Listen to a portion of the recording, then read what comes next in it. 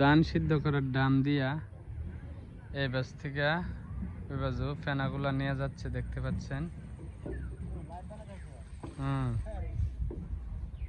খুব সুন্দর হচ্ছে এখন।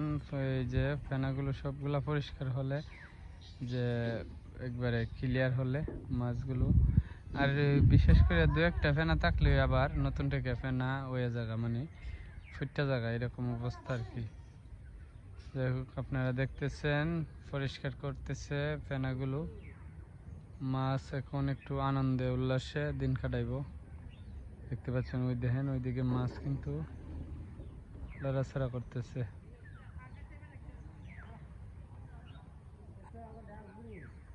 যাই হোক, আপনারা যারা এই ভিডিওটি দেখবেন, কার কার কাছে কীরকম লাগতেছিল ভিডিওটি, প্রাকৃতিক পরিবেশে পুকুরের ফেনা সাফ করার দৃশ্য, আপনাদের মতামত জানাবেন। ধন্যবাদ সবাইকে। আসসালামু আলাইকুম রহমতুল্লাহি ওয়া বারাকাতুহু।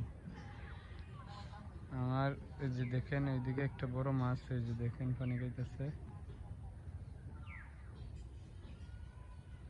কিছু মাছ ছাড়া হয়েছে, আর অনেক মাছ আছে এটার মাঝে, পুরানা মাছ, যে কই মাছ, অনেক জাতের বড় বড় জিওল মাছ এটার মাঝে আছে। তো এই মাছের সাথে আবার সাথে সাথে এরা মাছ ছাড়ছে, দেখতে পাচ্ছেন। এই যে ধান সিদ্ধ করার যে ডাম, ডাম দিয়া খুব সুন্দরভাবে ফেনাগুলো পরিষ্কার করা হইতেছে। হ্যাঁ,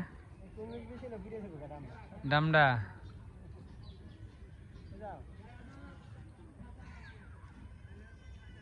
কতলা টিয়া কন্টাক্ট লইছেন ভাই? হ্যাঁ, আপনার বাড়ি আজিপুর না না জালালপুর? না, এমনি তো বাড়িটা চিনি না, এমনি মুখ চিনা তো চিনি। হ্যাঁ হ্যাঁ, এর লাগি তো কইতাছি আজিপুর নিয়ে। যাই হোক, যারা এতক্ষণ এই ভিডিওটি দেখতেছিলেন আপনাদেরকে অসংখ্য ধন্যবাদ। খুব সুন্দর একটি ভিডিও দেখতে পাচ্ছেন। আর বুদ্ধি কিন্তু খুব সাধারণ, অসাধারণ ডাম দিয়া এই যে যাইতেছে। ধন্যবাদ সবাইকে। আসসালামু আলাইকুম।